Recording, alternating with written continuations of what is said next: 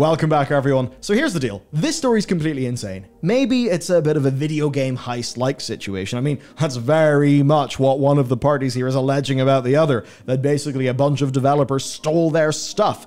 It's a mad situation. I'm just going to jump right into it here. Connor's put together this excellent document, so it's time for us to explore this story. Okay, so Iron Mace are making a game called Dark and Darker. It's had a very dramatic story. I think in quite a case because people were super impressed. It's a co-op fantasy first-person extraction dungeon crawler that went really big in Steam Next Fest, the one that started 2023. It went so big that there's actually a decent chance you've played it because it was the most played demo, right? That's big. And I think that is maybe what led to, or at least accelerated, the legal battles, because there is legal trouble. And the latest news is that as a part of this, the staff have started a fundraiser without approval from management, generating over 46 grand in under an hour before being shut down. That's weird. That's very weird. Why do they even need this? Well, they haven't actually released a product yet, and they're being tied up in legal action by Nexon, who are not happy, so they said that they need the funds to keep their defense going and, of course, their day-to-day. And over in their Discord, they said, we're not a big-ass studio, we don't have an infinite supply of money like Nexon. This is what one of the developers wrote, as caught by PC Gamer. The reality of their situation is their end goal is to bleed us dry in court fees. Internally, we know this, they know this, the lawyers know this. Of course, the biggest problem for the studio is that they have now, Nexon that is, have issued a DMCA takedown notice against Dark and Darker on Steam for copyright infringement, which means that the game has been pulled from the platform. Now, certainly I'd think like, oh boy, will they, if they get reinstated somehow, will they get their wish lists back? Because wish lists are super important on Steam. Like, seriously, I think the average gamer has no idea just how important wish lists can actually be. But anyway, let's first talk about Nexon's case against these developers. Are Nexon being ridiculous here? Iron Mace have gone to the unusual step of releasing the DMCA request that they received, right? They've actually released the request, including all of the evidence submitted by Nexon. So now we know. And I suppose they're thinking that the truth will maybe be on their side. The question is it? So Nexon's reasons are quite inflammatory. They say that source code, art, and build files for P3 were stolen, that these were used to build Dark and Darker. The opportunity was there for this to have happened, with key staff working on P3 and then transferring to Iron Mace. One individual was dismissed from Nexon for transferring proprietary information to his personal servers, which then could be used to make Dark and Darker. So essentially, the allegation from Nexon is, you guys used to work for us on this game, which is similar to your game. You stole our assets and then made a copy of our game, and it did really well in Steam Next Fest. And I guess, I don't know, now people think you did it, and also you stole our shit and we're angry. That's kind of like the Nexon situation. What's the evidence, though? So, the evidence is documentation that says that Nexon owns the rights to P3 concepts and characters, including classes, which were completed in 2020 and 2021, filed for copyright in and around the 9th of February 2023. Of note, Iron Mace held 3 Dark and Darker playtests through 2022, with the public Steam Next Fest demo running from the 6th of February 2023. Okay, let's go to the alleged misconduct, and it's not just any employee, because Nexon detailed the misconduct of one of their former employees who would go on to be the managing director of Iron Mace. Okay? Ju Hyun Choi, whose name, I'm sorry, I've probably butchered, but it is what it is. Now, they're claiming that Choi transferred 11,000 files, including source code, art resources, and build files to his personal servers. And in their letter, they claim that immediately after this was discovered, he was disciplined and terminated from employment July 2021.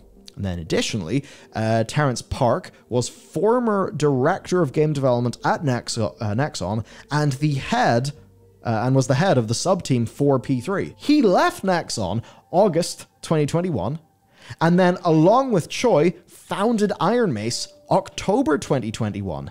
Well, okay, Choi joined shortly after, but like, you know, they're very high, you know, they're high people in Iron Mace when you actually look at their titles. And Nexon are alleging that Choi is also a controlling shareholder of Iron Mace, and that while the allegations of misconduct apply to Choi, they also argue that due to Park's position, he should have been aware of the details of the allegation and the dismissal, because he was like a really high up dude. So he should have known why Choi left. So therefore, any benefit, to Iron Mace from any of the transferred material is also his responsibility, because I guess it kind of did happen while he was employed by Nexon. Now, when you look at the files here, okay, well, it's interesting. So installation files show 2,338 files with the same name. While assuming good faith and removing Unreal Engine defaults, you still have a number of matched files that's over 1,000.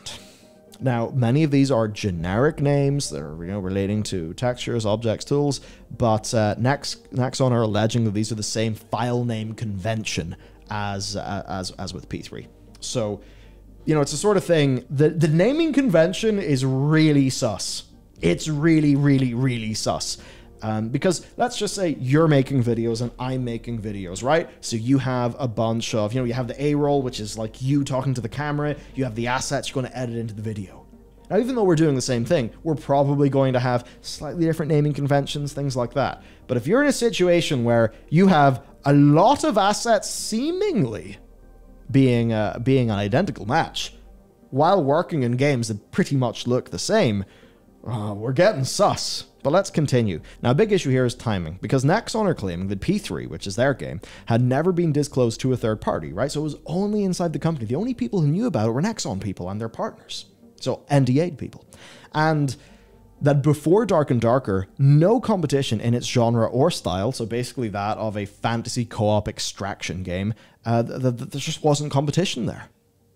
Nexon are alleging that from company startup to first playtests in August 2022, that Iron Mace could not have developed the full game to that state in a mere 10 months without using assets that had been yanked. But of course, for a lot of people, visuals matter, so let's take a look at that. Nexon are then claiming that the classes in the game are very similar. Nexons are copyrighted to their game.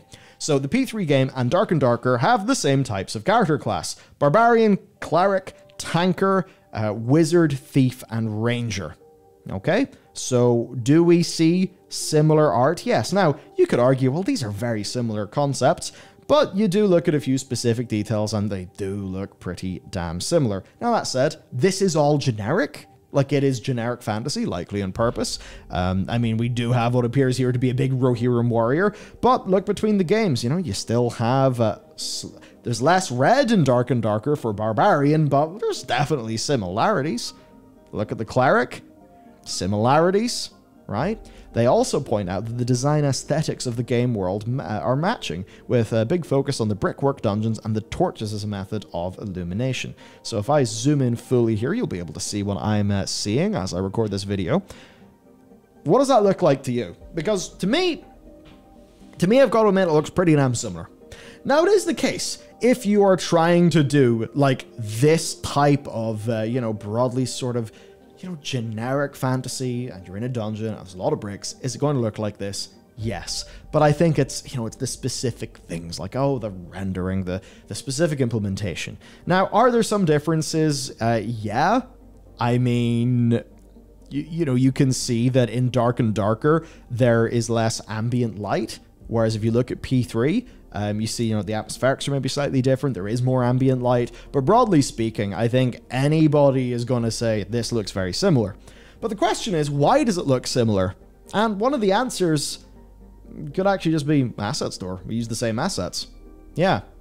Because they acknowledge that Iron Mace has made public statements previously that these assets have been purchased from the Unreal Marketplace. Now, Nexon, though, are raising the point that there are specific design decisions and then modifications to those purchase store assets that are a match between the two games. So, to basically help with understanding that, whenever you buy assets from a store, like, it's not just like you grab the thing, you put it in your game. No, like, you're going to have to tweak the materials. You're going to have to do things to ensure that that asset, which is a generic asset, that it then specifically fits your game.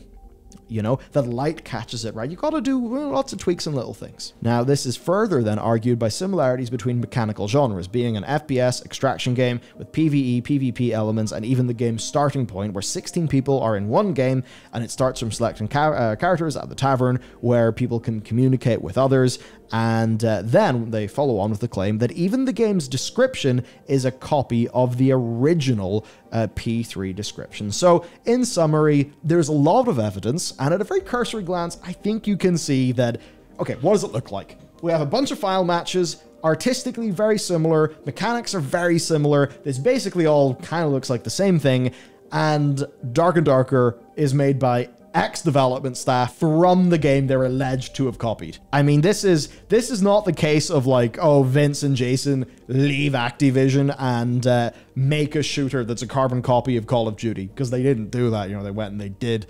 Titanfall. Whereas this very much, at the very least, you could say that whatever market intelligence and things like that Nexon had, that Nexon basically thought, right, this game concept is super strong, and then a bunch of their staff, you know, basically leave the company and try to develop the same game quicker than them. You can see how at the very minimum it looks suspicious. But what about Iron Mace's response? Well, let's go to the responses of Iron Mace. Let's see what they've got to say about this. I mean, it definitely does look a bit odd, but they do have responses.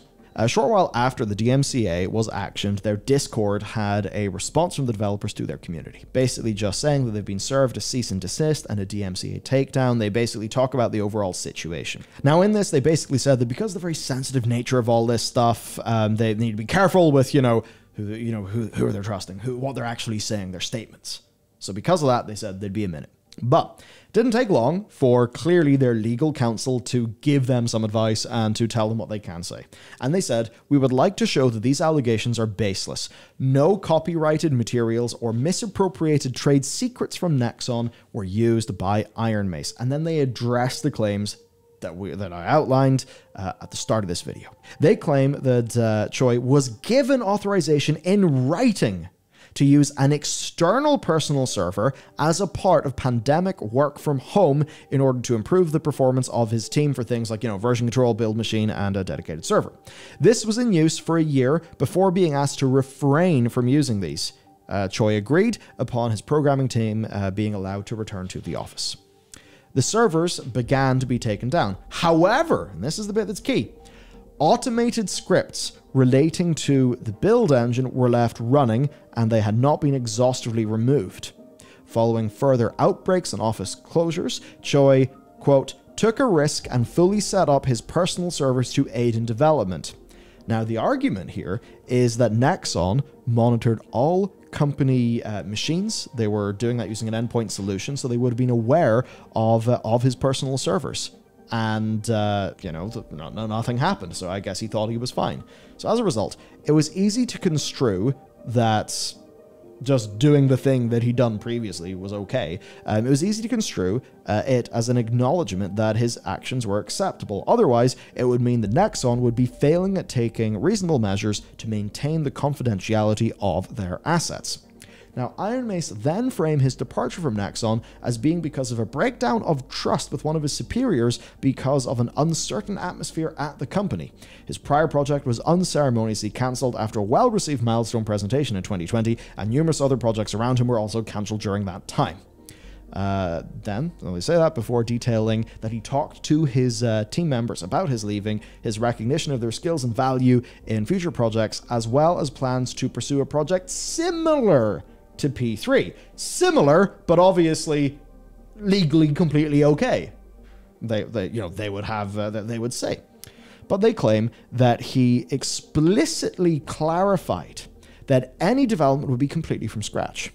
Now, this fact, and this is where you know it's serious, this fact has been noted in witness testimony collected by the police investigating a separate personal lawsuit filed against the accused member by Nexon.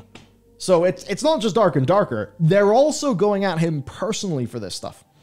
Then his actual firing occurs as a result of his plans to leave, with an internal audit team accusing him of stealing files during that period.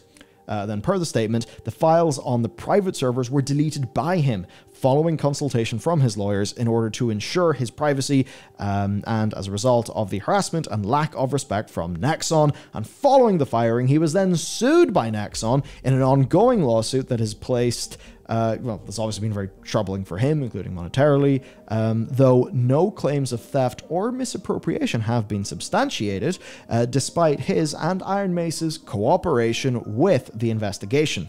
And then, regarding the claims that Park, who was his superior on the development team for P3, that Park should have known about why Choi was fired, and that he had, perhaps benefited from any materials.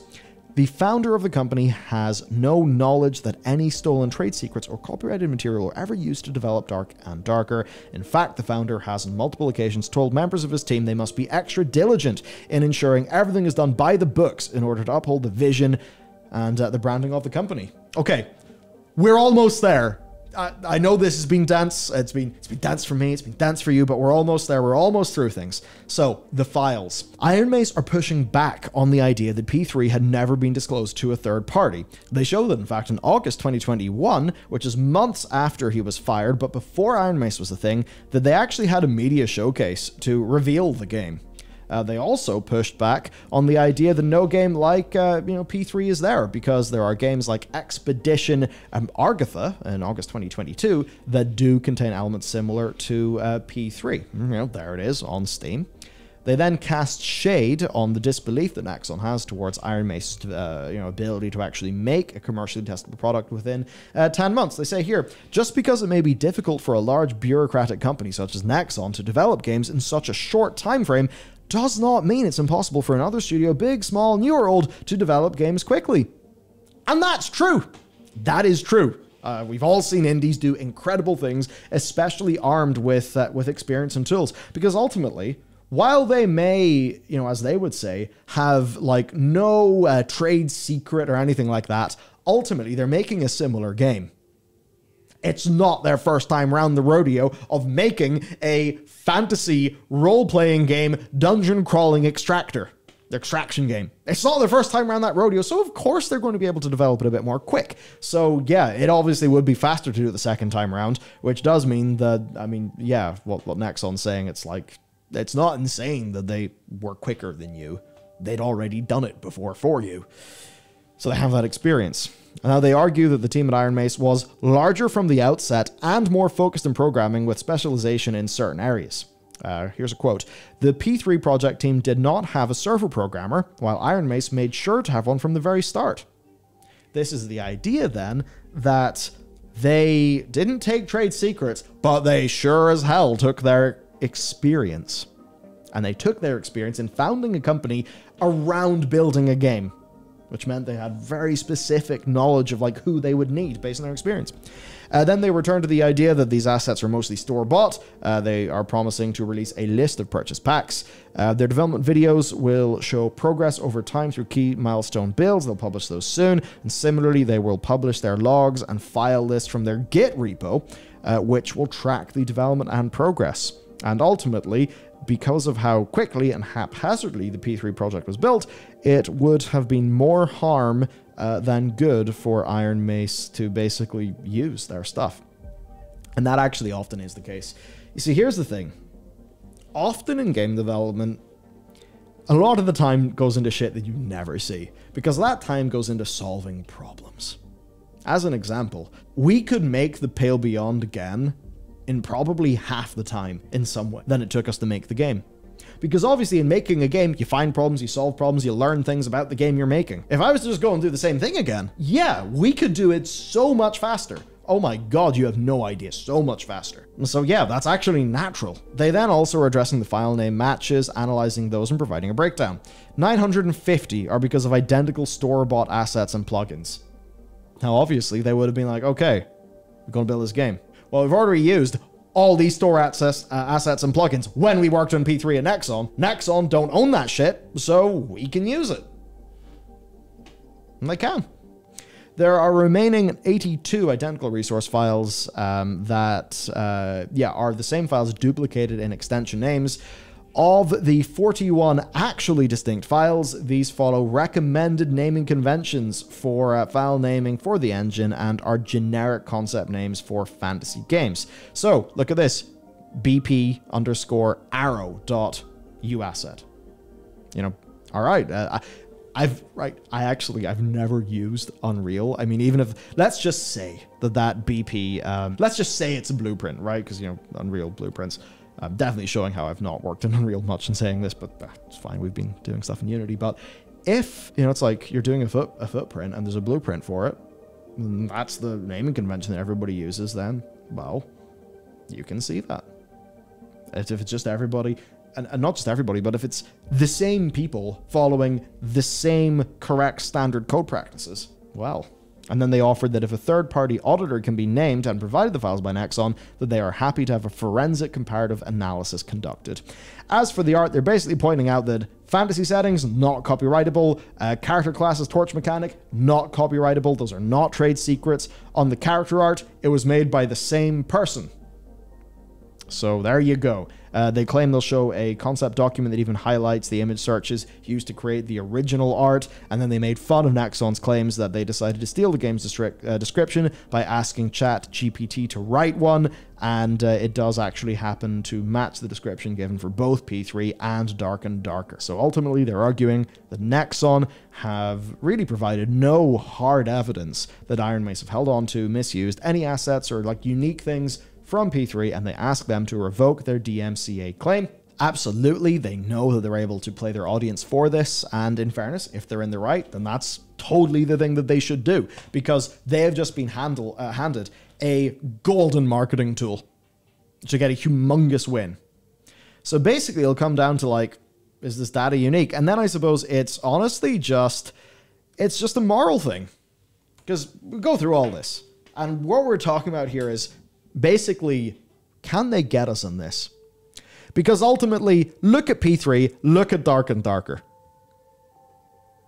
They're making the same thing. They're making the same game. It's just, can Iron Mace thread the needle enough to make the same game, benefit from their experience making P3 at Nexon, get it out before Nexon do, and I suppose get that win? Can they do that and be legally distinct? Because if, let's just say these are almost identical games, right? And they have similar mechanics, well, those mechanics are not copyrightable. What are the trade secrets? Is there any specific technology that, you know, that is owned by Nexon that they used in Dark and Darker? I mean, probably not. The assets. Those are store-bought assets. I mean, you can see, if you actually really try to pay attention here, there's a few little differences in how those assets are implemented. So it's one of those things where it's like morally, and the moral thing is interesting because on the one hand, yeah, you're totally just saying like, all right, fuck you. We're going to go form a competing company to do the same thing, and we're going to know what we're doing and beat you to market. How many times has that happened in the history of business? Many. Right? Because this, you know, is just not moated enough. They can do this. But then the question is like, well, morally, how do you feel about that? Right? Morally, how do you feel about, yeah, kind of taking Nexon for a ride? But then the morals double back where it's like, Nexon, fuck him. Right? That's what a lot of people are going to think, because let's be real. What does Nexon mean? Often, Nexon means microtransactions. Now, in fairness, not everything Nexon does is a microtransaction-laden mobile game hellscape. This is something that P3 is being developed under their Mint Rocket brand. Now, it's actually... P3 is no longer being developed, partially because the team could not continue because so many staff left to form Iron Mace. Which I think really, that just shows you, you know? They're just like, okay, we'll do it over here. And we'll take all the team. It's quite funny. Now, Mint Rocket is basically an indie label for Nexon. It's kind of like a private division for Take-Two. They've released a game called RPG Dave the Diver, which actually has got overwhelmingly positive reviews from its Steam Early Access with no microtransactions. So just, you know, being a Nexon thing doesn't mean it'll be a microtransaction hellscape. But there we go. And finally, there is something really relevant here. So, terminating employees in America. You're fired. You're fired. You're gone. Most states, you just do that, right? It's called at will, okay? So, you know, often, right, when we are covering news in this channel, one of the things is we're dealing with, you know, staffers in companies who are based in the United States. It's a bit like with, you know, Blizzard trying to close their Versailles office. It's like, French labor laws is going to make that a pain in the dick. And it did. Versus in America where you're like, is that a shed full of boys we don't want? Yeah, it is. All right. You're all fired. Bye. Just do that in America. Korea's not like that, though. Korea actually does have way more worker protections. Firings have got to be conducted in a specific manner. So even if you actually have the right cause to fire somebody, you need to do it properly. It's like that over here, you know, you've got to go through like all the different processes with, you know, the formal letter, the formal meeting. With the formal meeting, the person is legally allowed to come into that meeting with, you know, like a nominated person to support them, things like that. It doesn't mean that Nexon can just fire somebody inappropriately and, you know, not have consequences. For them, it's like, could they open themselves up to a lawsuit here? Who knows? Choi has not countersued yet. But that being said, if Choi thinks like, so hang on, they're not even developing P3 anymore because Iron Mace is the P3 development team. It may as well be. I've got this going on. I'm being sued personally. My company has all of this legal trouble as well. Is he going to have the time and the funds to countersue personally against Nexon? Probably not. So overall, what's my opinion here? My opinion is that these guys are they're kind of like your Han Solo types. They're your lovable rogues. Because think about it this way. Let's just say that everyone really liked Nexon and that they were a darling somehow. And that one of their teams was like halfway through making a game for them and then they all decided to just leave and make pretty much the same thing using the same store-bought assets and a bunch of knowledge. We pretty much all say, that's sketch. So I do think that what they're doing is sketchy. Like it is, it's sketchy, just look at it. But it's also in a sort of like, oh, plucky upcomer way, isn't it? That's the thing. I think it's what makes this fundamentally a gray case. You know, regardless of the legalities, like screw the legalities for a minute here, you can see, are they using trade secrets? No, probably not. Are they benefiting from experience? Yeah. And ultimately, it's like, that's something that they can do. And when you're running a company, one of the risks, I suppose, if you're a big company like this, one of the risks that you have is people leaving and competing. And that's like one of the reasons why a company should definitely try to, you know, to provide good working conditions, ensure their people are happy. Ultimately, this is a situation, though, where evidently, like the guy who was directing this game was able to just get the band back together and do the same game again. So it's like, what do you think about that? If the person who was losing out in this situation, as in Nexon, it's like if Nexon was an indie that you liked and did no wrong, and then the team left, made the same game, and then, you know, we're kind of shit out of luck. It's like we'd probably think, oh, that's kind of sketchy. But because it's happening to a big corporation who realistically will not be massively impacted by this, I think people care a hell of a lot less. And that's ultimately what it comes down to. This is gray, because what they're doing is a bit roguish. It is roguish, but it's just that thing. It's, you know, there's characters who are roguish but lovable and still a villain or still a hero or, you know, more realistically, all just existing within the realm of gray that I think just about all of humanity exists in. So yeah, I think it's one of those things to actually have like a final super declarative statement in this one is troublesome. I'd say that if you were their boss, like imagine that this is a smaller, more personal company and not Nexon. If you ran that company, you would feel pretty betrayed by them. That's definitely the case. I mean, there's definitely some form of honor has kind of been betrayed a bit, but then you could also say, well, depending on whatever went on at Nexon beforehand, did Nexon betray, you know, Choi first? It's kind of hard to say with all of this, isn't it? Because we don't know, right? We haven't seen what the falling out between Choi and his superior, you know, we haven't seen what that is. So it's one of those situations where ultimately, Nexon aren't making this game.